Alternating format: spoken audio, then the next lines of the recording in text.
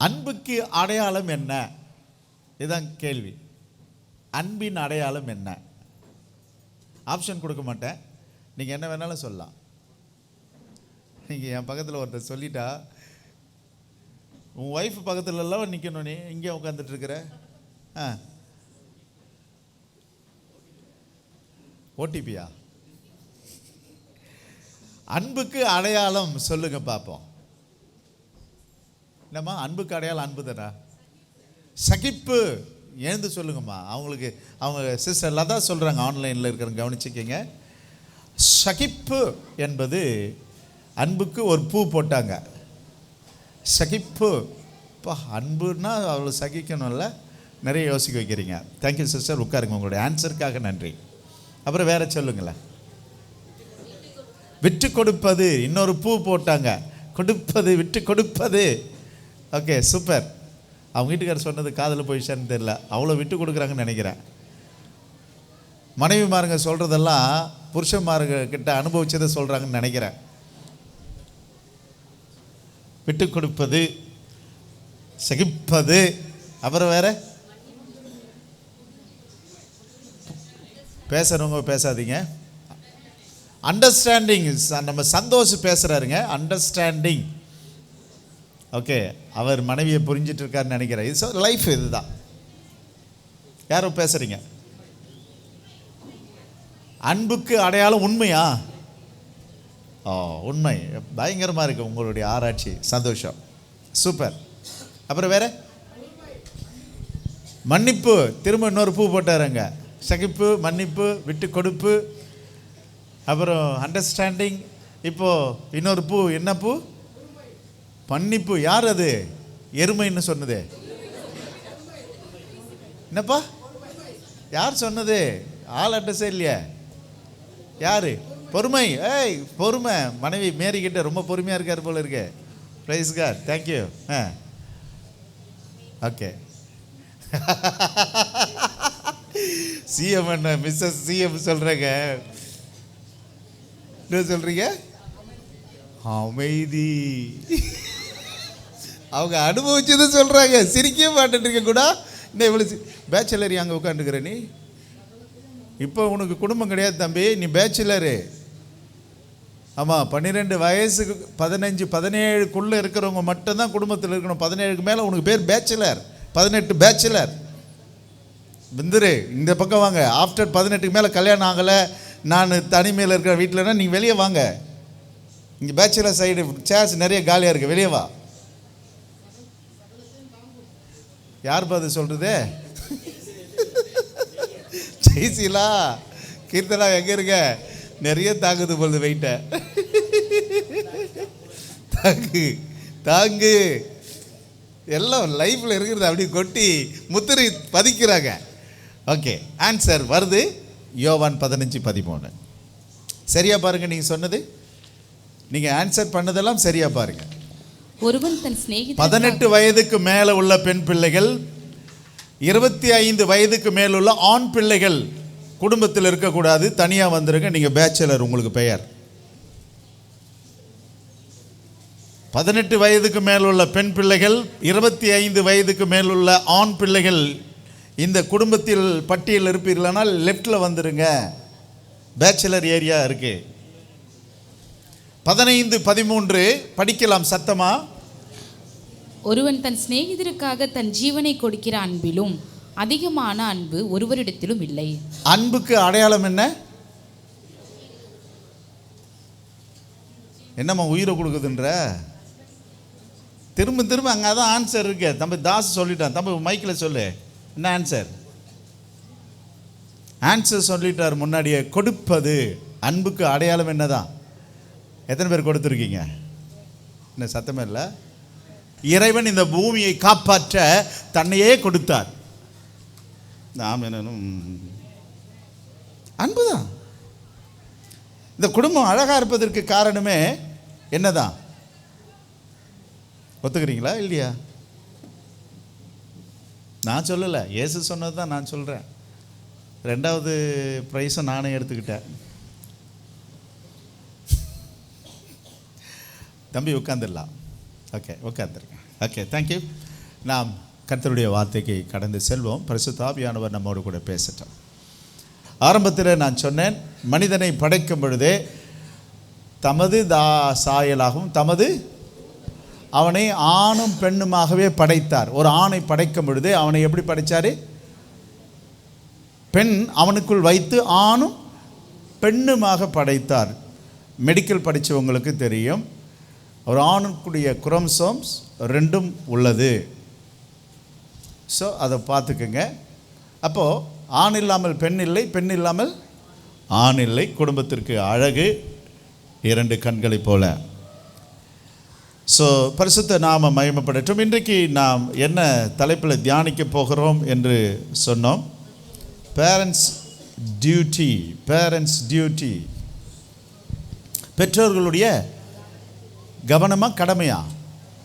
கவனத்திற்கு. ஓகே, எப்படியே சொல்லலாம். நீங்கள், நான் இப்போ டியூட்டின்னு சொல்கிறேன். நமக்கு ஒரு கடமை இருக்குது, பெற்றோர்களுக்கு ஒரு கடமை இருக்குது. இன்றைக்கு கண்டிப்பாக பெற்றவர்கள் ரொம்ப கவனமாக இருங்க, பிள்ளை இல்லாதவர்களும் கவனமாக இருங்க. கர்த்தர் நாளைக்கு உங்களுக்கு பிள்ளை கொடுக்கலாம். கணவன் மனைவியாக இருக்கிற உங்களை பார்த்து வசனம் சில வார்த்தைகள் சொல்லுகிறது. அதை மற்றும் குறிப்புக்காக குறித்து கொள்ளுங்கள். நான் என்னுடைய தியானத்தை முத்திரையிடுகிறேன். உபாகமம் 6:4 படிக்கலாம். இஸ்ரவேலே கேள், இஸ்ரவேலே கேள், நம்முடைய தேவனாகிய கர்த்தர் ஒருவரே கர்த்தர். நீ உன் தேவனாகிய கர்த்தரிடத்தில் உன் முழு இருதயத்தோடும் உன் முழு ஆத்துமாவோடும் உன் முழு பலத்தோடும் அன்பு கூறுவாயாக. அன்பு கூறு. ஃபர்ஸ்ட் எதை தான் சொல்றாரு? என்ன சத்தமே இல்லைங்க? இந்த அன்பு கூறுவது என்பது எவ்வளோ நாள்? இந்த அன்பு எதை சார்ந்து இருக்கிறது சொல்லுங்க பார்ப்போம். இன்னொரு கேள்வி நான் கேட்குறேன், அன்பு எதை சார்ந்து இருக்கிறது?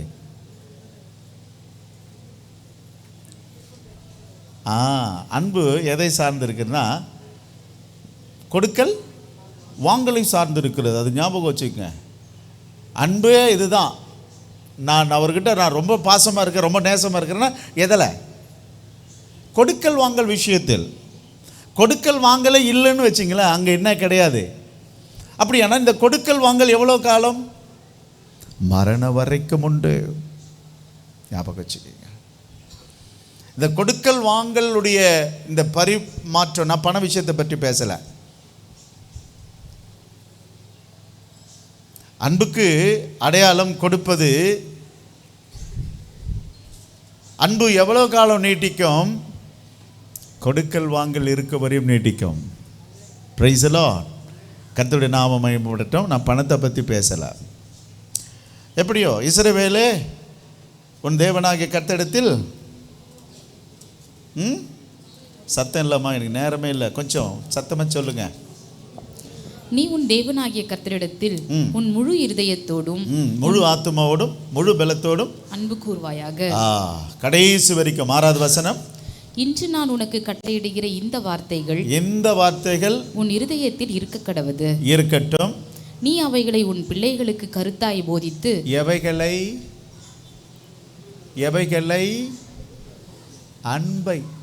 அன்பை.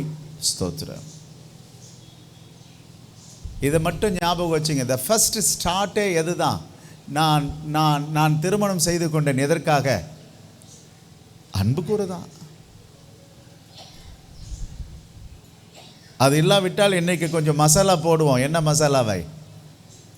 பிப்ரவரி என்ன சொன்னாலே இளைஞர்களுக்கெல்லாம் ஒரு பெரிய என்னதுங்க? என்னங்க? அந்த அன்பு கொடுப்பதும் வாங்குவதும். இந்த அன்பு அது வேசித்தனத்திலும் விபச்சாரத்திலும் போயிடுச்சு. ஆனால் அந்த அன்பு புனிதமானது, அந்த அன்பு நேசமானது, அந்த அன்பு மரிக்கும் வரையும் இல்லை, வான பூமி இருக்கும் வரையும் அந்த அன்பு மாறாது. Price the Lord. என்ன சத்தமே இல்லை? அன்பனுடைய அடையாளம் தான் குழந்தைகள் என்பதை மறந்தும் இருந்துடாதீங்க. என்ன சத்தமே இல்லை? அன்பின் அடையாளம் எது? குழந்தைகள். அதனால தான் அந்த குழந்தைய நேசிக்கிறீங்க. இறைவன் உங்கள் பேரில் அன்பாயிருக்கிறதுனால தான் அவர் தன் உயிரையே உங்களிடத்தில் கொடுத்தார். அந்த அன்பிலும் பெரிய அன்பு இந்த உலகத்தில் யாருக்கு இல்லை? அந்த அன்பு இருக்கிறதுனால தான் அவனுக்கு பெயர் மனிதன். சரி, போகட்டும். ஆகவே இந்த வசனம் ரொம்ப அழகாக இருக்குது. என்னோட கூட திருப்பிக்கிங்க. நீ எவைகளை அன்பு கூறுகிற விஷயங்களை உன் பிள்ளைகளுக்கு கருத்தாய் போதித்து. எப்படி போதிக்கணுமா? அப்படியானால் நம்பர் 1, பெற்றோர்களுடைய கவனத்திற்கு த ஃபர்ஸ்ட், பிள்ளைகளை நாம் படிக்க வைக்கணும். இதுதான் நமக்கு ரொம்ப முக்கியம். எதை படிக்க வைக்கிறோம் என்பது தான் முக்கியம். கருத்தாய் போதித்து நீ உன் வீட்டில் உட்காரும் பொழுதும், வழியில் நடக்கிற பொழுதும், படுத்து கொள்ளுகிற பொழுதும், எழுந்திருக்கிற பொழுதும் பேசு. நான் ஒரு விஷயத்தை சொல்லட்டுமா? வாழ்க்கையின் அடிப்படை பக்குவமே எங்கே தான் தொடங்குது? வாழ்க்கையின் அடிப்படை தத்துவம் எங்கே தொடங்குதுன்னு சொல்ல வரேன். வாழ்க்கையின் அடிப்படை பக்குவம் எங்கே தொடங்குது? குடும்பத்தில் தொடங்குது. திரும்ப சொல்லி பாருங்க, பக்கத்தில் சொல்லுங்கள், உங்கள் கணவன் மனைவி விஷயத்தில் பேசுங்க. வாழ்க்கையின் அடிப்படை பக்குவம் எங்கே தொடங்குது? குடும்பத்தில் தொடங்குது என்பதை மறந்துடாதீங்க. பிள்ளை பிறந்துடுச்சா பக்குவமாக வளரணும். பரிசுத்த ஆவியானவர் உங்ககிட்ட அதிகமாக பேசுவார்னு நினைக்கிறேன். அந்த குடும்பத்தின் பங்கு பெற்றோர்களுக்கு மிகப்பெரிய ஒரு பங்கு. ஏன்னா நீங்கள் நடப்பது, நீங்கள் பேசுவது, நீங்கள் வாழ்வது அது யார்கிட்ட போய் சேருது? பிள்ளைக்கு ஷேர் ஆகுது. அது ஞாபகம் வச்சுங்க. நீங்கள் பேசும் மொழி, நீங்கள் பழகும் விதம், நீங்கள் கற்றுக்கொண்டதை அது பிள்ளைகளுக்கு என்ன பண்ணணும்? சொல்லிக் கொடுக்கணும். அதுதான் த ஃபர்ஸ்ட் திங். பெற்றோர்களுக்கு மிகப்பெரிய ஒரு கடமை இருக்கிறது, படிக்க வைப்பது. அதனால தான் 3 வயசோ 3.5 வயசோ இன்றைக்கி 2.5 வயசில் என்ன பண்ணிடுறாங்க? ஆமாம், ப்ரீகேஜ். அது கீழே என்ன இருக்குது? பிளேயிங் ஸ்கூல்னு ஒன்று வந்துடுச்சு. அதுக்கு கீழே கூட என்ன வந்துடுச்சுங்க? போலர் நிலையம் என்ன சொல்லி வந்துடுச்சு குழந்தைகளுக்கு. எப்படியோ பிள்ளைகள் இன்னொரு கட்டத்தை கொண்டு போயிட்டு படிக்க வைக்கிறாங்க. நான் சொல்லுவேன், பிள்ளைகளை நீங்கள் படிக்க கொடுப்பது நல்லது. அது எதை படிக்க கொடுக்குறாரு?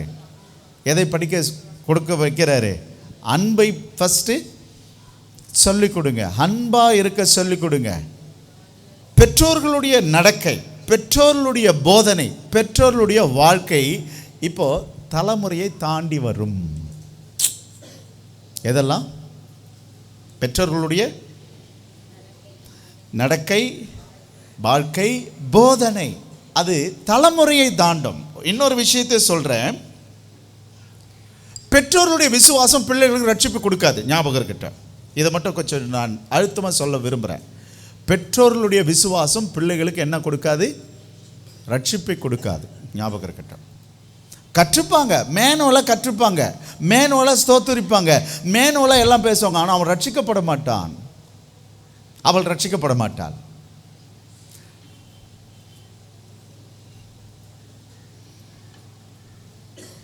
பெற்றோர்களுக்கு ஒரு பெரிய கடமை ஒரு அமைதியாக பிள்ளைகளை உருவாக்கலாம். பெற்றோர்களுடைய பெரிய கடமை ஒரு பிள்ளையை ஞானமாக, அறிவை உருவாக்கலாம். ஆனால் பெற்றோர்கள் அந்த பிள்ளையை தேவ சமூகத்தில் கொண்டு போய் விட்டு அந்த பிள்ளைக்காக கர்த்தர்கிட்ட பேசணும், கர்த்தர் அவனோடு கூட பேசணும். சாமுவேலுடைய அம்மா அதை தானே செஞ்சாங்க. தேவ சமூகத்தில் கொண்டு போய் விட்டாங்க, கர்த்தர் சாமுவேலோடு பேசினார். அம்மா அவனை தீர்க்கதரிசி ஆக்கலை. ஞாபகம் இருக்கட்டும். சரியா? அப்போது விசுவாசம், பக்தி, போதனை தலைமுறையை தாண்டும். பட் ஆனால் ரட்சிப்பு கர்த்தரால் மட்டும்தான் வரும். Price the Lord.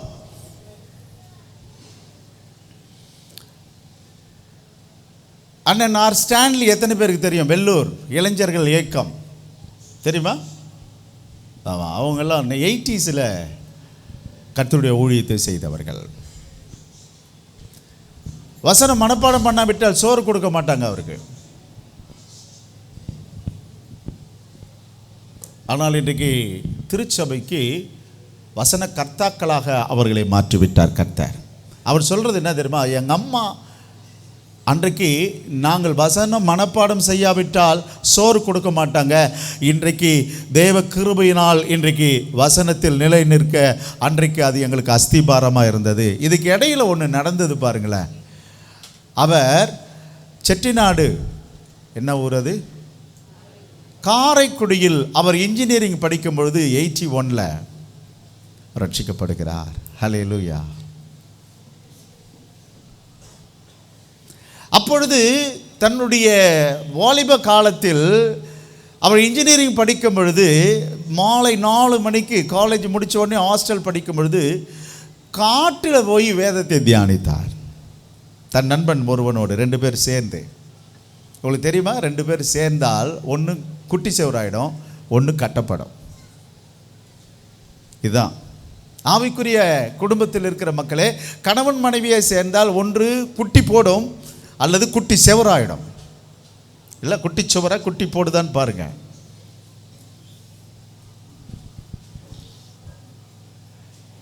சகோதரரே, அன்றைக்கு அவர் அந்த நாளில் அவர் அந்நிய பாஷை பெற்று அவர் ரட்சிக்கப்பட்டு அவர் கர்த்தருடைய வசனத்தில் கட்டப்பட்டு அநேக சபைகளுக்கு அவர் ஆசீர்வாதமாய் இன்றளவும் இருக்கிறதுக்காக நாங்கள் கர்த்தரை ஸ்தோத்திரிக்கிறோம். ஹல்லேலூயா. நான் சொல்லுவேன், இன்றைக்கு ஆர் ஸ்டான்லியை பற்றி நான் பேசுகிறேன் என்று சொன்னால் என்னுடைய வாழ்க்கைக்கு அஸ்திபாரமாக அநேக புத்தகங்கள், அவருடைய புத்தகங்கள் எனக்கு அந்த நாளில் உதவியாக இருந்தது. என்னுடைய வாலிப காலங்களில் எங்கள் வாலிபங்களை காத்துக்கொள்ள அவருடைய புத்தகம் அருமையாக இருந்தது. அவர் ஒரு டயலாக் சொல்லுவார். இன்றைக்கு போதகமார்கள், பாஸ்டர்ஸுங்க மிகப்பெரிய தவறு பண்ணுறாங்க, பேசுகிறாங்க, ஆனால் அவங்ககிட்ட குறிப்பேடே இல்லை. அவர்கள் பேசுவதை எழுதி வைக்காமலேயே மறிச்சிட்டாங்க. நிறைய தாசர்கள் வேதமே இல்லாமல் போயிடுச்சு. எழுதுங்கள்னு சொல்லுவார். எழுதி வைங்க, உங்களுடைய செய்திகளை எழுதி வைங்க. முடிந்தால் அதற்கு நீங்கள் ஒரு பத்திரிகையாக வெளியிடுங்கள் என்று சொல்லுவார். எப்படியோ போட்டோம். ஆக 6ஆம் அதிகாரம் 7வது வசனத்தில் நாம் படிக்கிறது என்ன? படிக்கலாம். நீ அவைகளை உன் பிள்ளைகளுக்கு கருத்தாய் போதித்து. ஓகே, பெற்றோர்களுடைய த ஃபர்ஸ்ட் கடமை என்ன கடமை? படிக்க வைக்கிறது. படிக்க வைங்க, படிக்க வச்சு படிக்க வைங்க. பிரைஸ் எல்லாம் என்ன சத்தமே இல்லை. படிக்க வச்சு எதை படிக்க வைக்கிறோம் நம்ம வீட்டில்? இவ்வளோ நேரம் நான் பேசினேன். அன்பு, பக்தி, ஒழுக்கம், இந்த அழகை படிக்க வைங்க. இதை ஸ்கூலுக்கு போய் பிள்ளைங்க சத்தியமாக கற்றுக்க மாட்டாங்க. பிள்ளைங்க ஸ்கூலுக்கு போனால் என்ன நடக்கும்? வேறு மாதிரி தான் கற்றுக்கிட்டு வருது. அவன் 4 பேரோடு பழகும் பொழுது அவனுடைய ரூபம், அவனுடைய சாயலெல்லாம் மாறும். நாம் நம்முடைய பிள்ளைகளுக்கு என்ன சொல்லிக் கொடுக்கிறோம் என்பதில் மிகுந்த கவனமாக இருங்கள். கர்த்தருக்கு ஸ்தோத்திரம். என்ன சொன்னேன்? ஃபஸ்ட்டு பிள்ளைகளை படிக்க வைக்க. சும்மா சாதாரணமாக பேசுங்க. நீங்கள் சமஸ்கிருதத்தெல்லாம் பேசாதீங்க. போதிப்பது சாதாரணமாக சொல்லுங்கள். பிள்ளைகளை என்ன பண்ணுங்க? படிக்க வைங்க. அதாவது 3 விஷயம் சொல்கிறேன், புரிஞ்சுக்கிங்க. நம்பர் 1, நீங்கள் படியுங்கள். நம்பர் 2, படித்ததை கற்றுக் கொடுங்கள். 3வது, படிக்க வைங்கள். நீங்கள் ஃபஸ்ட்டு என்ன பண்ணுங்க? நீங்கள் படிங்க. நீங்கள் படிக்காமல் எப்படி படிப்பை சொல்லிக் கொடுப்பேன்? அது பை காட்ஸ் கிரேஸ். இன்றைக்கி நான் இந்த செய்தியை ஆயத்தப்படுத்தும் போது நான் யோசித்தேன், எங்கள் அப்பா எங்கள் அம்மா படிக்க வைக்க பிரயாசப்பட்டாங்க, ஆனால் அவர்களால் படிப்பை சொல்லிக் கொடுக்க முடியலை. எங்கள் அம்மா எங்கள் அப்பாவுக்கு கையெழுத்தை போட தெரியாது, கை நாட்டுகள். அவங்க என்ன சொல்லிக் கொடுப்பாங்க? சொல்லிக் கொடுக்க அவங்களுக்கு தெரியாது. ஆனால் வாத்தியார்கிட்ட வந்து சொல்லுவாங்க, சார் எப்படி ஆகிலும் படிக்க வச்சுருங்க சார், அவனை சார் எப்படி ஆகிலும் பாஸ் பண்ண வச்சுருங்க சார். அவங்களுக்கு பாஸும் தெரியாது, படிக்க வைக்கிற அருமையும் அவளுக்கு தெரியாது. ஆண்டவராகிய தேவன், தேவ கிருபை, நான் தப்பித்தேன் என்று சொல்லுவேன். ஹல்லேலூயா. ஆனால் இன்றைக்கு உள்ள காலகட்டத்தில் பெற்றோர்கள் அப்படி அல்ல. 3 விஷயத்தை அவங்க செய்வாங்க நான் நினைக்கிறேன். நீங்கள் படிங்க ஃபஸ்ட்டு. ஹலோ, என்ன பாருங்கள், 2 கண்ணை திறந்து பாருங்கள். நீங்கள் என்ன பண்ணுங்க? நீங்கள் நல்லா படிங்க. த செகண்ட் திங், நீங்கள் படித்ததை என்ன பண்ணுங்க? அதை ப்ராக்டிஸ் பண்ணுங்க. 3வது, பிள்ளைகளுக்கு கற்றுக்கொடு. இது 3 செய்யாமல் என் பையன் என்ன படிக்கிறான்னு சொல்லிடாத. இப்போது எஜுகேஷன் டிபார்ட்மெண்ட் என்ன பண்ணு தெரியுமா? ஃபஸ்ட் ஸ்டாண்டர்ட் ஏன் எல்கேஜிலிருந்தே என்ன கொடுத்துட்றாங்க? பட்டமளிப்பு விழா,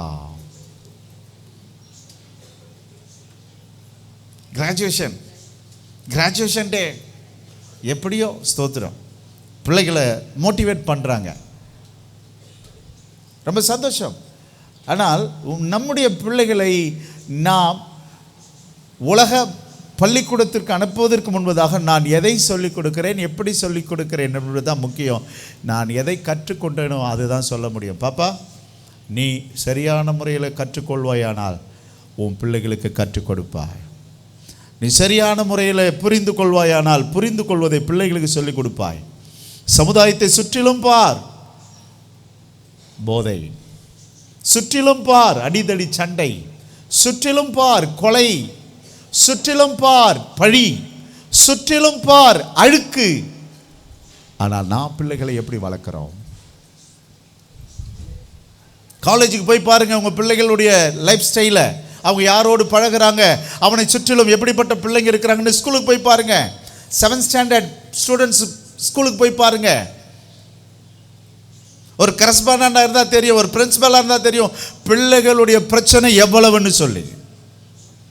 அதனால் என் அன்பு மகளே, என் அன்பு மகனே, உங்களுக்கு நான் சொல்லுகிறேன், நீ கற்றுக்கொண்டதை கற்றுக்கொடு. ஆனால் தெரியாத சொல்லாத, தப்பாயிடும். நம்ம ஆளுங்க என்ன பண்ணுறது தெரியுமா? சண்டே ஸ்கூலுக்கு அனுப்பிச்சிடுறாங்க.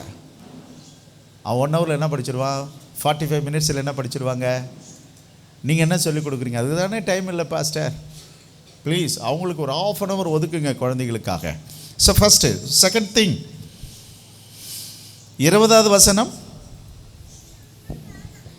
நாளைக்கு உன் புத்திரன் நாளைக்கு உன் பிள்ளை நம்முடைய தேவனாகிய கர்த்தர் உங்களுக்கு கட்டளையிட்ட இந்த சாட்சிகளும் கட்டளைகளும் நியாயங்களும் என்ன என்று உன்னிடத்தில் கேட்டால், நீ உன் புத்திரனை பார்த்து, நாங்கள் எகிப்திலே பார்வோனிடத்தில் அடிமைகளாக இருந்தோம், கர்த்தர் பலத்த கையினாலே எங்களை எகிப்திலிருந்து புறப்பட பண்ணினா.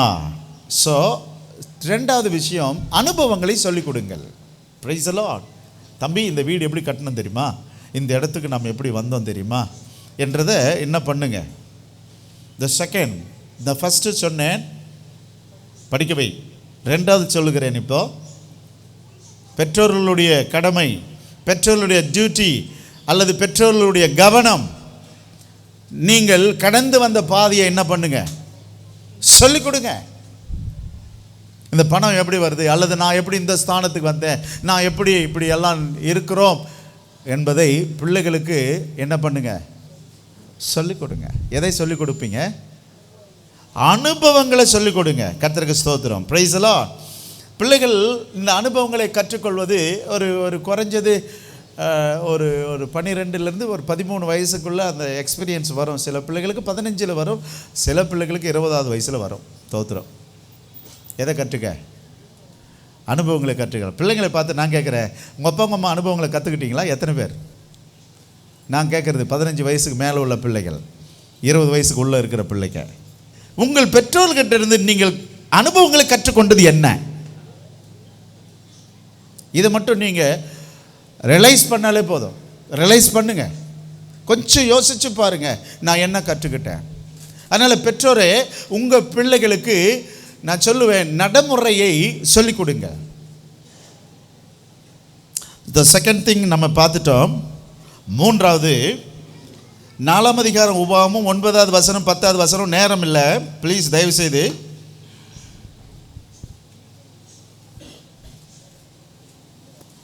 ஓரேபிலே உன் தேவனாகிய கர்த்தருக்கு முன்பாக நீ நிற்கும் பொழுது படிங்க எல்லாரும், கொஞ்சம் வேதத்தை திறந்து படிங்க.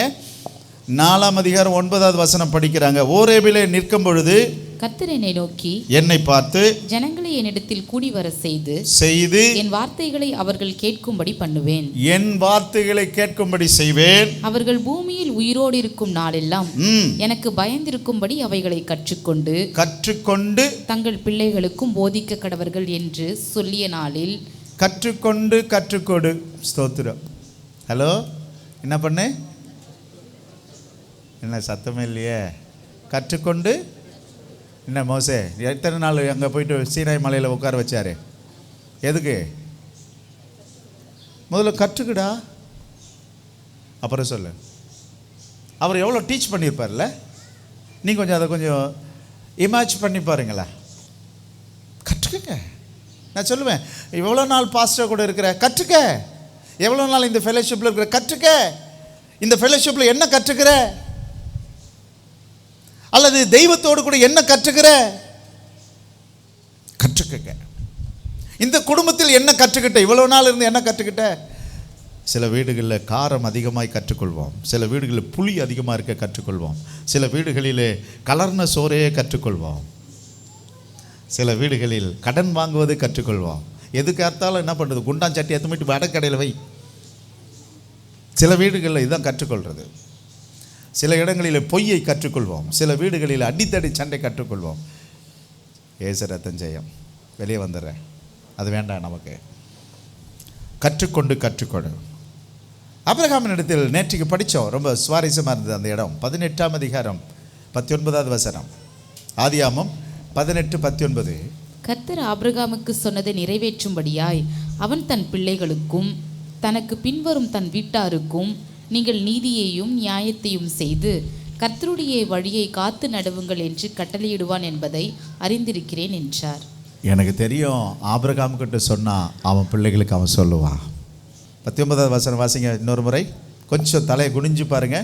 கர்த்தர் ஆபிரகாமுக்கு சொன்னதை நிறைவேற்றும்படியாய் அவன் தன் பிள்ளைகளுக்கு தனக்கு பின்வரும் தன் வீட்டாருக்கும் நீங்கள் நீதியையும் நியாயத்தையும்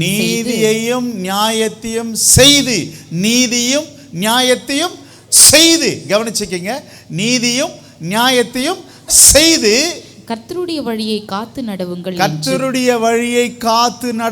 என்று கட்டளையிடுவான் என்பதை கர்த்தருடைய வழியை காத்து நடவுங்க. ஹலோ, வழி என்னது? வாழ்க்கையை காத்து நடவுங்க. Praise the lord. இதில் மிஸ் ஆகிடக்கூடாது மக்களே. கணவன் மனைவி உறவில் மூன்றாவது ஒரு கோடு வந்துடவே கூடாது. ஸ்தோத்திரம். Price the Lord. இடையில் ஒரு கோடு என்ன பண்ணக்கூடாது, கிராக் வரவே கூடாது. அந்த வழியை காத்து நடவுங்கன்னா வாழ்க்கையை காத்து நடவுங்கள். ஹலோ, கவனிச்சுக்கிங்க. ஆபிரகாமினிடத்தில் அவருடைய நீதியையும் அவருடைய என்ன சத்தம் சொல்ல மாட்டேன்றீங்க, நீதியையும் சொல்லி கொடுத்தார்.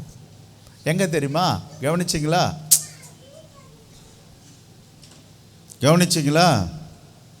ஆபிரகாம் கிட்ட என்ன சொல்லி கொடுக்குறார் தெரியுமா? மம்ரேயின் சமபூமியில் கடவுளே வீட்டுக்கு வந்தார். அவர்கள் 3 பேர்னு சொல்கிறோம்ல, அந்த 3 பேர் என்ன பண்ணாங்க? ஆபிரகாம் வீட்டுக்கு கடவுளே வந்தார். நான் சொல்லுவேன், வானத்திய பூமியும் படைத்தவர் ஆபிரகாம் வீட்டுக்கு வந்து சாப்பிட்டார். அது சாப்பிட்ற விஷயம், அதை விட்டுடுவோம். ஆனால் ஏதேனில் அவர் சாப்பிடலை. மனுஷனுக்கு முத என்ன தான் கொடுத்தாருன்னா காய்கறி மட்டும் தான் கொடுத்தார், மாமிசம் உணவு கொடுக்கல. அதெல்லாம் ஆராய்ச்சி, அதெல்லாம் வேற, அதை விட்டுடுவோம். கடவுள் உணவு சைவமா அசைவமா, யார் காய்கள் தேவைன்னா என்கிட்ட வாங்க, நம்ம பேசுவோம், உட்கார்ந்து மணிக்கணக்காக பேசுவோம். அசைவமா சைவமா, கடவுள் அவர் எதை விரும்புகிறார், எதை சாப்பிடுவார் என்றது பார்ப்போம். நோவாவுக்கு முன்னாடி, நோவாவுக்கு பின்னாடி. வாங்க என்னோட கூட. அப்போ ஆபிரகாமின் இடத்தில் சொல்லி கொடுத்தார். வாங்க கொஞ்சம் உச்சத்துக்கு போகலாம். ஆபிரகாம் வீட்டுக்கு வந்து தேவனாகிய கர்த்தர் அவனுக்கு சில விஷயங்களை சொல்லி கொடுத்தாரா. ஒரு நம்பிக்கை ஆபிரகாமின் இடத்தில், நான் சொல்லி கொடுத்ததை அவன் சொல்லிக் கொடுப்பான். நான் உங்களை நம்புகிறேன், உங்கள் பிள்ளைகளுக்கு நீங்கள் கற்றுக்கொண்டதெல்லாம் கற்றுக் கொடுப்பீர்கள். தீமோத்தேயுவை பவுல் ரொம்ப பாராட்டுவார் தெரியுமா? 2 தீமோத்தேயு 1 அதிகாரத்தில் ரொம்ப பாராட்டார். கொஞ்சம் வேதத்தை கொஞ்சம் திருப்பிக்கிங்க. 2 தீமோத்தேயு வாசிக்கலாம். 1 அதிகாரம் வாசிக்கிறீங்களா? முந்தி அந்த விசுவாசம் வாசிங்க. 4வது வசனத்தில், உன்னிலுள்ள மாயமற்ற விசுவாசத்தை நினைவு கூறுகிறதினால். என்ன விசுவாசம்? Right, okay. என் முன்னோர்கள் முதற்கொண்டு சுத்த மனசாட்சியோடு ஆராதித்து வரும் தேவனை நான் என் ஸ்தோத்திரிக்கிறேன். முன்னோர்கள் எப்படி ஆராதிக்கிறாங்களா? ஹலோ, அப்பா அம்மா எப்படி தெய்வத்தை ஆராதனை பண்ணுங்க? சுத்த மனசாட்சியோடு கூட ஆராதனை பண்ணுங்க. உங்க வீட்டில் ஆராதனை செய்யுங்க. 7 நாளும் வீடுகளில் உத்தமமான முறையில் ஆராதனை செய்யுங்க. உத்தம விசுவாசத்தை படிக்கலாம். அந்த விசுவாசம் முந்தி உன் பாட்டியாகிய லோவிசாளுக்குள். எங்கிருந்து பார்க்கிறாரு பாருங்களேன். தீமோத்தேயுக்குள்ள வந்த விசுவாசம் எங்கிருந்து பார்க்கிறாரு? இவர் எவ்வளவு பெரிய ஆளு பாருங்களேன். யாருக்கிட்ட பார்க்கிறாரு? பாட்டிமாருங்கெல்லாம் பிரைஸ் எல்லாம் சொல்றீங்களா? என்ன சத்தமே இல்லை? பாட்டிமார்கள் பிரைஸ் எல்லாம் சொல்லுங்க. தாத்தாமாருங்க பிரைஸ் எல்லாம் சொல்லுங்க. கத்திரு இன்னும் கொஞ்சம் பேர் தான் இருக்கீங்களா?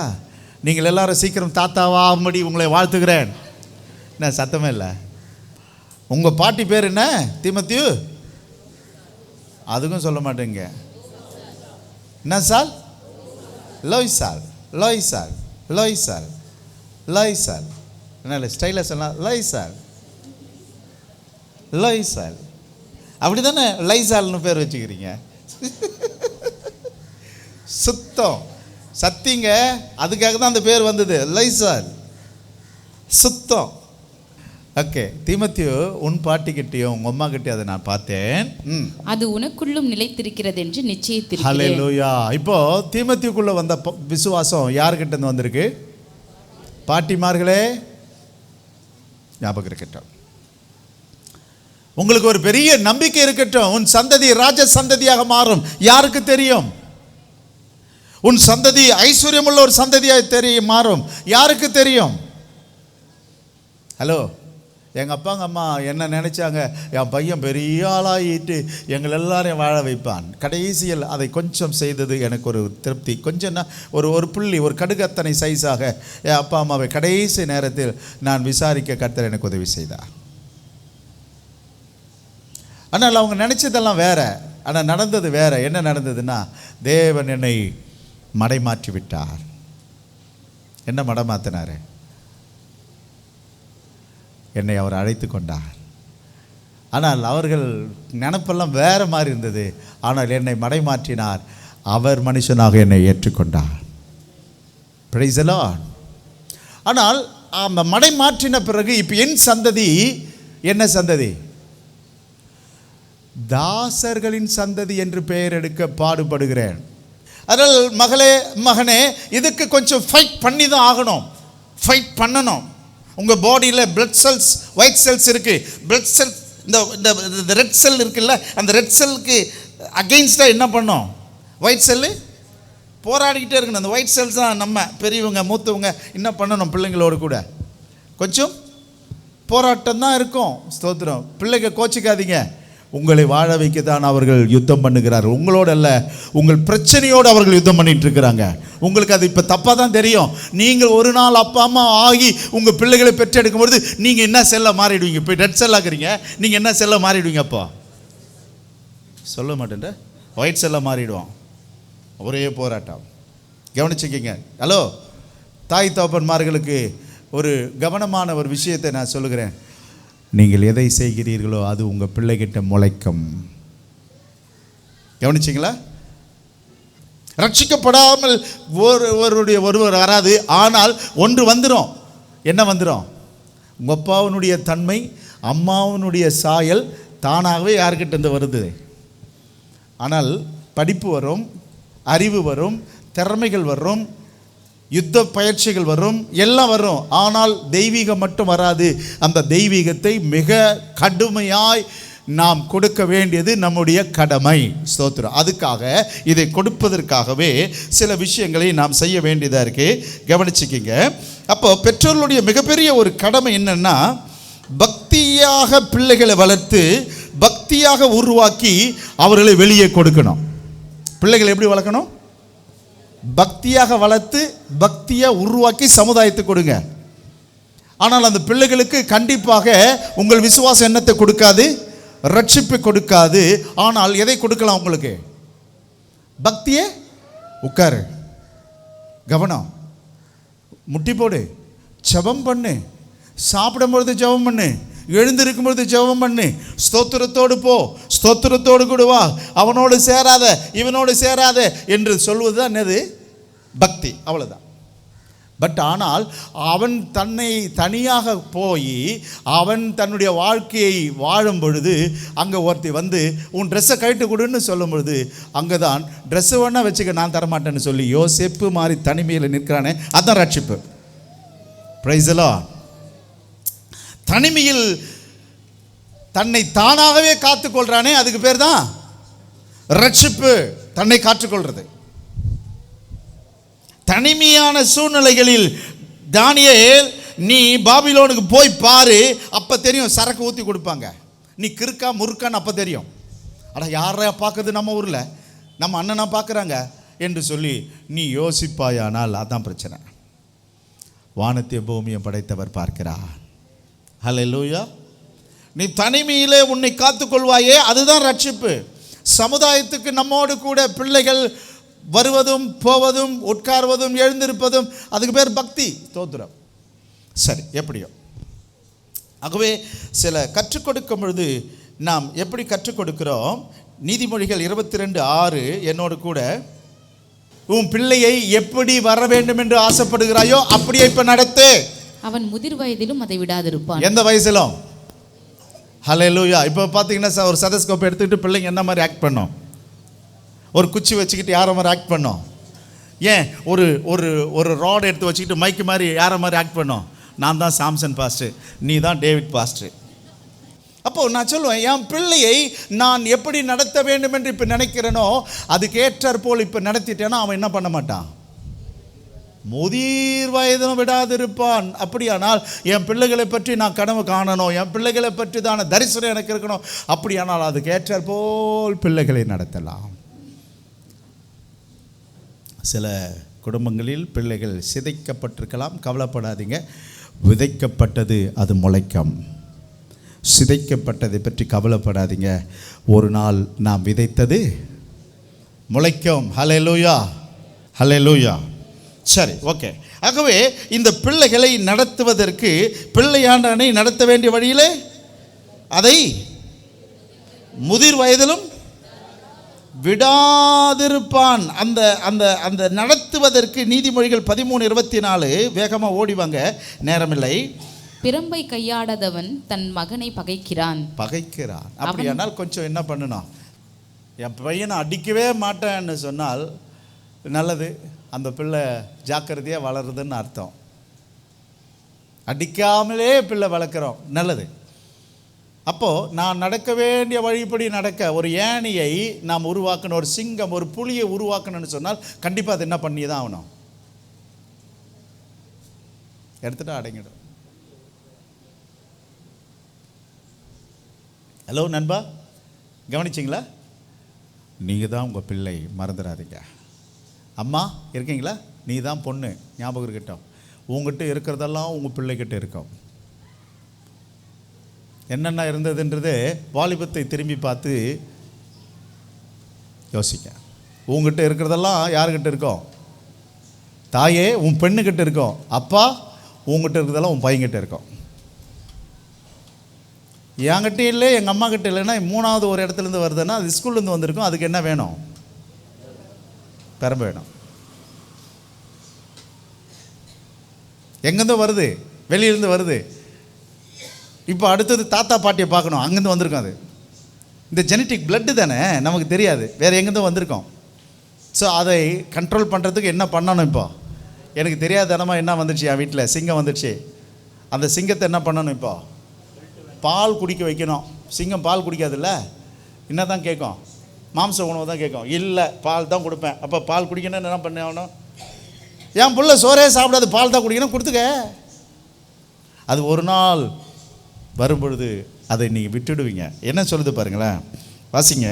பிரம்பை கையாடாதவன் தன் மகனை பகைக்கிறான், அவன் மேல் அன்பா இருக்கிறவனோ அவனை ஏற்கனவே தண்டிக்கிறான். நீ உன் பிள்ளைகளை ஆசையாய் வளர்த்து சமுதாயத்துக்கு கொடுக்கணும். உங்கள் பிள்ளைகளை வளர்த்து சமுதாயத்துக்கு கொடுக்கணும். ஒரு கலெக்டராக கொடுக்கணும், ஒரு போலீஸ் இன்ஸ்பெக்டராக கொடுக்கணும், ஒரு IPS IASஆக கொடுக்கணும், அல்லது ஒரு சயின்டிஸ்டாக கொடுக்கணும். ரைட், அதெல்லாம் உலகம். ஒரு தேவ மனுஷனாய் கொடுக்கணும். ஹல்லேலூயா. பெற்றோர்கள் ரொம்ப கவனம், மறந்துடாதீங்க. ஹலோ, எபேசியர் 6ஆம் அதிகாரத்தை மறந்துடாதீங்க. பெற்றோரே, உங்கள் பிள்ளைகளை கோபப்படுத்தாதீங்க. சும்மா டென்ஷன் ஆகாதீங்க, சும்மா நச்சரிக்காதீங்க. ஓகே, 23:13 நான் எடுத்துக்கிறேன் பைபிளில். பிள்ளையை தண்டியாமல் விடாதே, அவனை பிரம்பினால் அடித்தால் அவன் சாகான். 14 நீ பிரம்பினால் அவனை அடிக்கிறதினால் பாதாளத்துக்கு அவன் ஆத்துமாவை தப்புவிப்பாயே. அதனால் பெற்றோர்களுக்கு மிகப்பெரிய ஒரு கடமை இருக்குது. உங்களை போலவே பிள்ளை பிறந்துட்டா சந்தோஷம், அடிக்காதீங்க. உங்களை மாதிரி இல்லைன்னா என்ன பண்ணுங்க, கொஞ்சம் சம்திங் மிருகம் வந்துடுச்சு, ஏதோ ஒன்று வந்திருக்கு, அப்போ என்ன பண்ணுங்க. அதனால் சகோதரர்களே, சகோதரிகளே, உங்கள் பிள்ளைகளை வளர்க்க வேண்டிய விஷயத்தை மிக கவனமாக, நான் இதை விளக்கம் கொடுக்க நான் விரும்பலை, நேரம் இல்லை.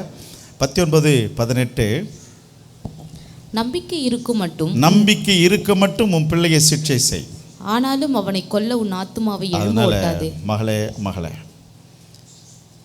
உங்கள் பிள்ளைகளை கட்டுப்பாடுடன் வளங்க. ஸ்தோத்திரம். விசுவாசத்தில் கட்டுப்பாடோடு வளங்க. இங்கே பாருங்களேன், உங்கள் பிள்ளை நமக்கு சக்திக்கு மிஞ்சி அதை கேட்பான் இதை கேட்பான், வாங்கி கொடுக்காதீங்க. கொஞ்சம் என்ன பண்ணுங்க, கட்டுப்பாடாக வளங்க. நம்ம சக்திக்கு இவ்வளவு தான், இப்படி தான், கட்டுப்பாடாக வளங்க. பெற்றோருடைய கடமை. ஓகே, கடைசி வார்த்தை என்ன இருக்குது பாருங்கள், 2 கொரிந்தியர் 12:14. இதோ உங்களிடத்திற்கு 3ஆம் தரம் வர ஆயத்தமாய் கடைசி பிள்ளைகளுக்கு, பெற்றோருக்காக பிள்ளைகள் அல்ல, பெற்றோருக்கு பிள்ளைகள் அல்ல, பிள்ளைகளுக்கு பெற்றோரே பொக்கிஷங்களை சேர்த்து வைக்க வேண்டும். இதை நீங்கள் செய்யணும். ஸ்தோத்திரம், செய்யணும். இப்போ பாருங்களேன், இந்த பொக்கிஷம் இருக்குதே, அது கை மாறிக்கிட்டே இருக்கும். பிள்ளைகளுக்கு பெற்றோர் என்ன பண்ணுறாங்க, பொக்கிஷத்தை சேர்த்து வைக்கணும். அவன் பிள்ளைகளுக்கு இவன் என்ன பண்ணணும். நான் ஒரு ஒரு ஒரு ஒரு அதிர்ச்சி தகவல் சொல்கிறேன். எந்த காரணத்தை கொண்டும் உங்களுக்கு திருமணம் ஆயிடுச்சனால் உங்கள் பெற்றோரை சார்ந்திருக்காதீங்க, அது நாளை உங்களை ஊனமாக்கிடும். நீங்கள் பெற்றோர் ஆயிட்ட பிறகு உங்கள் பிள்ளைகளுக்கு நீங்கள் நல்ல பெற்றோராக நீங்கள் இருக்க பாருங்கள். நீங்கள் பெற்றோரான பிறகு உங்கள் பெற்றோர்கள்கிட்ட இருந்து என்ன பண்ணுங்க, கனெக்ஷனை கட் பண்ணிக்கிட்டு உங்களுடைய மரத்திற்கு உங்களுடைய தண்ணீரை பாய்ச்சிங்க. அப்பொழுது தான் உங்களுக்கு அனுபவங்கள் கூடும்.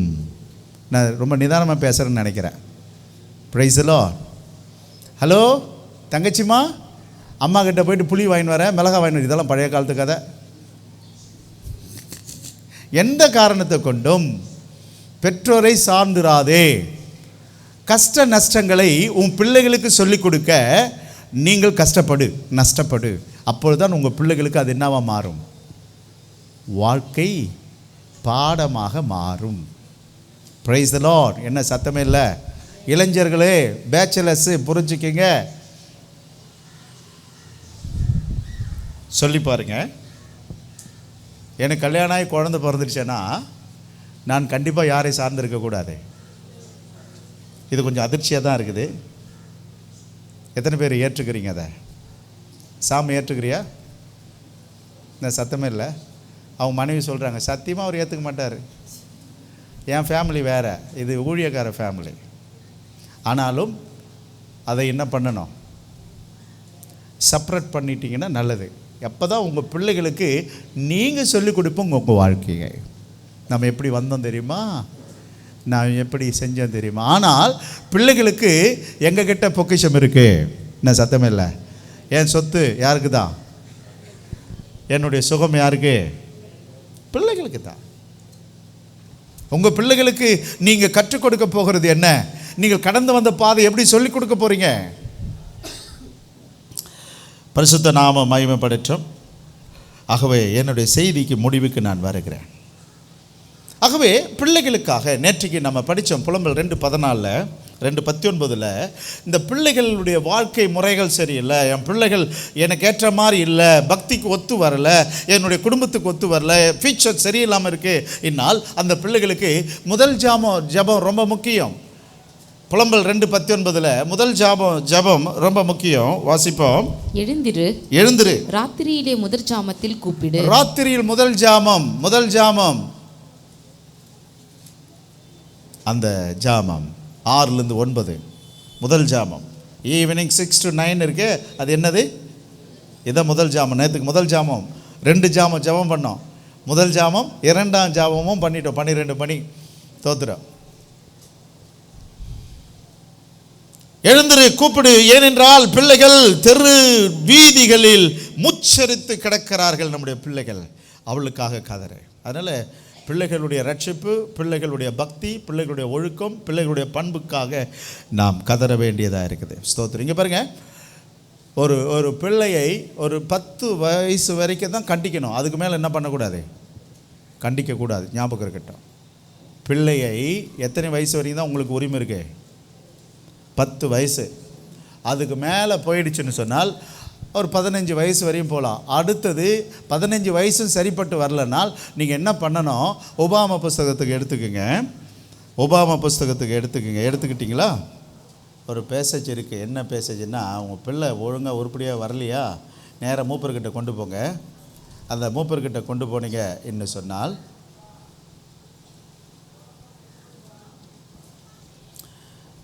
அந்த மூப்பர்கள் விசாரித்து அவனை சபையார் எல்லாரும் கூடி வர செய்து அவனை கல் எறிஞ்சு கொன்னுடு. ஏன்னா அந்த பிள்ளை சமுதாயத்தில் கடை பண்ணிடுவான். அப்படிப்பட்ட பிள்ளை உனக்கும் தேவையில்லை, சமுதாயத்துக்கும் தேவையில்லைன்னு சொல்லி ஒரு ஜட்ஜ்மெண்ட் ஒன்று கொடுப்பார். பெற்றோர்களுடைய மிகப்பெரிய ஒரு கடமை. கவனிங்க, யோபு வீட்டுக்கு போனீங்கன்னா யோபு தன் பிள்ளைகளை பற்றி ரொம்ப கவனம். இங்கே பாருங்கள், பிள்ளைங்களுக்கெல்லாம் கல்யாணம் ஆகிடுச்சு. கவனிங்க, பெண் பிள்ளைகளுக்கு கல்யாணம் ஆகிடுச்சு. கவனிங்க, யோபுக்கு எத்தனை பெண் பிள்ளைங்க போச்சு? 3 பிள்ளைங்க. 3 பிள்ளைங்களும் கல்யாணம் ஆகிடுச்சுங்க. 7 பிள்ளைங்க வீட்டில் இருக்காங்க. வீடுனா ஒரு காம்பவுண்டுக்குள்ளே இருக்குது வீடு. அப்போது இவங்க பண்டிகைகளுக்கு, இவங்க சந்தோஷ நலபுலன்களுக்கு பிள்ளைகளை வர வைக்கிறாங்க. பெண் பிள்ளைகளை வரவழைக்கும் பொழுது அந்த வீட்டில் ஃபங்க்ஷன் பண்ணுறாங்க.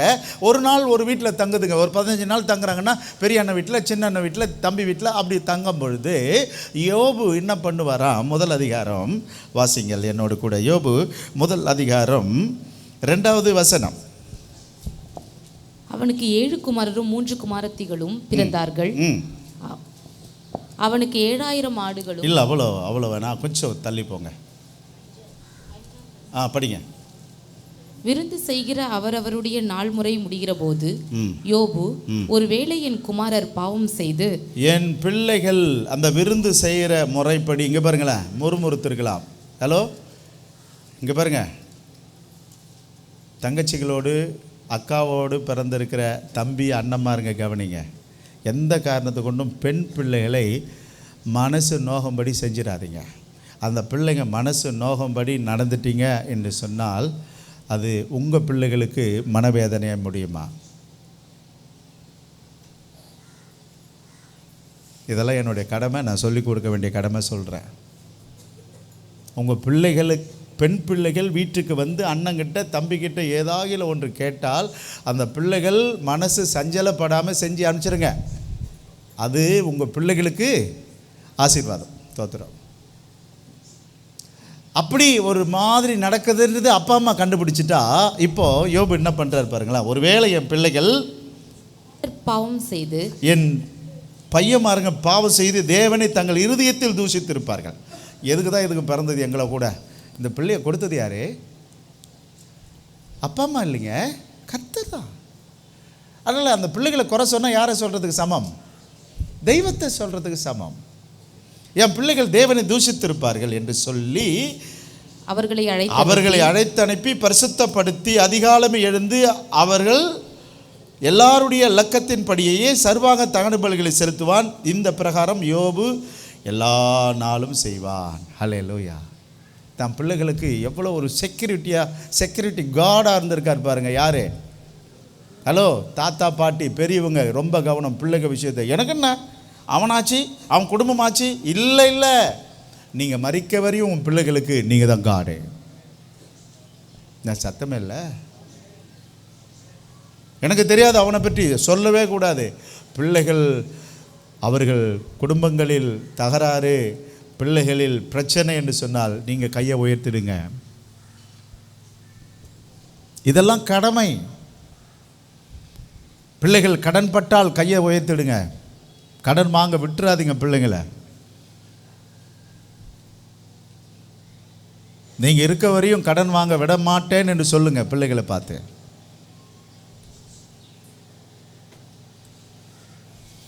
எப்படியாகிலும் தங்கச்சிக்கு செஞ்சிரு, அக்காவுக்கு செஞ்சிருன்னு சொல்லி பையன்மார்களை கடன்காரங்களா ஆக்கிடாதீங்க.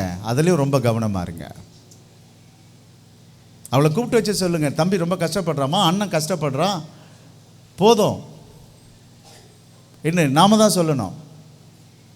ஆனால் சில வீடுகளை நான் பார்த்துருக்கிறேன். நீங்கள் யாரும் என்னை தப்பாக எண்ண மாட்டீங்கன்னு நினைக்கிறேன். அவள் வந்துக்கிறாள, அவள் கொடுக்க மாட்டான்ட்டை, அவள் கொடுக்க விட மாட்டா. வந்தாள் பாரு, அவள் போகும்போது எப்படின்னா சொல்லிட்டு போவா, எங்கள் அண்ணன் நல்லவன் தான், எங்கள் அண்ணி வந்தாலே. அதுக்கு இடம் கொடுத்துடாதீங்க பெற்றவங்க. நீங்கள் குறுக்கால நின்று இவ்வளோ தான் முடியும், அண்ணனால் தம்பியால் இவ்வளோ தான் முடியும்னு யார் சொல்லி அனுப்பணும்? இது பெற்றவங்க சொல்லணும். பெரியவங்க பேசுங்க இந்த பேச்சை. அப்படியே பண்ணிட்டான், சரி வாமா நான் கொடுக்குறேன் இன்னும் சொல்லி நீ கொடுத்து அனுப்புறதை விட்டுட்டு யார் பேரில் குறை பேசிடாத. பையன் பேர்லையோ மருமக பேர்லையோ குறை பேசினால் யாரை தூசிக்கிறீங்க? அப்படியானால் நம்ம குடும்பங்களில் எவ்வளவு பிரச்சனை இருக்குது பாருங்க. இது நாட் ஒன்லி மை ஃபேமிலி, உலகத்தில் இருக்கிறதா நான் பேசுகிறேன். நம்ம குடும்பங்களில் இப்படி இருக்கக்கூடாது என்பது வேதத்தினுடைய கட்டாயம். ஸ்தோத்திரம். ஹலோ கவனிங்க, நான் கடைசியாக ஒரு விஷயத்தை சொல்லி முடிக்கிறேன். உங்களுக்கு எத்தனை பேர் ரேகாபியர் தெரியும்? இந்த ரேகாபியரை பற்றி எரேமியாவின் புத்தகத்தில் நீங்கள் போவீர்களான தெரியும். 35ஆம் அதிகாரம் 5, 6, 7, 8, 9, 10 ஒரு 5 வசனம் வாசிங்கன்னா தெரியும். கவனிங்க, இஸ்ரேலர்களுக்கு புத்தி சொல்லும்படி ரேகாபியரை கொண்டு வந்து அவர்களுக்கு பாடம் எடுப்பார். ரேகாபியர் ஃபேமிலி பைபிள் வச்சுருக்கீங்களா? 35ஆம் அதிகாரம். நீங்கள் அப்படியே குனிஞ்சிக்கிட்டே இருக்க, நான் கதை சொல்கிறேன். அப்படியே பார்த்துக்கிட்டே வாங்க. அங்கே தமிழில் இங்கிலீஷில் இருக்கிறவங்க இங்கிலீஷை படிக்கலாம். ரேகாபியர் ஃபேமிலி இவங்க யார், எங்கே இருக்கிறாங்கன்னு சொன்னால், மோசேவனுடைய மைத்துனர் தெரியுமா? அவன் மைத்துனர் பேர் தெரியுமா? ஹோபாப். மீதியான் தேசத்தின் மக்கள். அவர்களுக்கும் தெய்வத்துக்கும் சம்பந்தமே இல்லை. இந்த ஹோபாப் ஃபேமிலி சொன்னாங்களாம், நீ வீடு கட்டக்கூடாது, வாசல் கட்டக்கூடாது, நகரத்தில் வாழக்கூடாது, ரொம்ப சொகுசெல்லாம் வாழ்ந்துடாத, குடிக்கக்கூடாது, பொய் சொல்லக்கூடாது, ஏமாற்றக்கூடாது. அப்போ எரேமியா கிட்ட சொல்லுவார், நீ ரேகாபியார் வீட்டுக்கு போ, அவங்கள கூப்பிட்டு வச்சு கோயிலுக்கு கூட்டிகிட்டு போயிட்டு பண்டிகை மாதிரியே அவர்களுக்கு ஒரு பண்டிகை ஏற்படுத்தி, ஒரு விழாவை ஏற்படுத்தி அவங்களுக்கு எல்லாருக்கும் சாராயத்தை ஊற்றி கொடுன்பார். அப்பொழுது அந்த பிள்ளைகள் சொல்கிறாங்க, எங்கள் அப்பா எங்கள் தாத்தா காலத்திலிருந்தே நாங்கள் குடிப்பதில்லை, வீடு கட்டுவதில்லை, வாசல் கட்டுவதில்லை. ஏன்னா எங்கள் அப்பா எங்கள் அம்மா ப்ராக்டிஸ் பண்ணிட்டாங்க எங்களுக்கு. அதனால் எரேமியா பார்த்து சொல்லுவார், ஒரு நாடோடிகளே அப்படி இருக்கிறாங்க, உங்களை நகரவாசிகளாக்கி உங்களுக்கு நான் தேவனாகிய கர்த்தராக இருந்து நான் உங்களை இப்படியெல்லாம் நடத்தினேன், ஆனால் எனக்கு நீங்கள் கீழ்ப்படிய மாட்டேன்றீங்கள் என்பது தேவனுடைய குமுறல். ஹலோ பெற்றவங்களே, நாம் பிள்ளைகளை எப்படி வளர்க்குறோம் பாருங்களேன். ரேகாபியர் தான் நல்ல பெற்றோர்களுக்கு முன்மாதிரி. இந்த ரேகாபியர் யாருன்னு சொன்னால், அது மோசேவனுடைய மைத்துனர், மச்சான், மாப்பிள்ளை. அப்படி வளர்த்துருக்காங்க பிள்ளைகளை. கவனிச்சிங்களா? படித்து பார்த்தீங்களா? அந்த 5 வசனத்தை படிச்சிங்கன்னா தெரியுமா உன் பிள்ளைகளை எப்படி நீ வளர்க்குறாய். ஒரே ஒரு வசனத்தை வாசித்து நாம் செபிச்சிடலாம். 1 சாமுவேல் 2ஆம் அதிகாரம் 29வது வசனம். என் வாசஸ்தலத்திலே செலுத்தும்படி நான் கட்டளையிட்ட என் பலியையும் என் காணிக்கையையும் நீங்கள் உதைப்பானேன். என் ஜனமாகிய இஸ்ரவேலின் காணிக்கைகளிலெல்லாம் பிரதானமானவைகளை கொண்டு உங்களை கொழுக்க பண்ணும்படிக்கு நீ என்னை பார்க்கிலும் உன் குமாரரை மதிப்பானேன் என்கிறார். இங்கே பாருங்களேன், ஆராதனையை விட ஊழியம் செய்கிறவங்களே ப்ளீஸ் தயவுசெய்து கவனிச்சுக்கிங்க.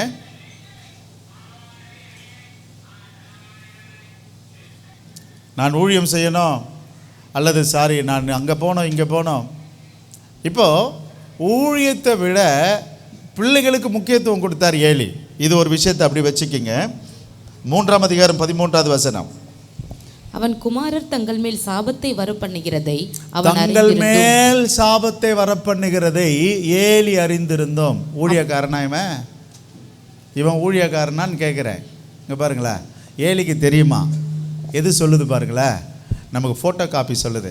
ஹலோ ஹலோ நீங்கள் ஆன்லைனில் இருப்பீங்க என்று சொன்னால் இயேசு கிறிஸ்துனுடைய சிலுவை காட்சி உங்களுக்கு இருந்தால் நீங்கள் எடுத்து அப்படி எதிர வச்சுக்கோங்க.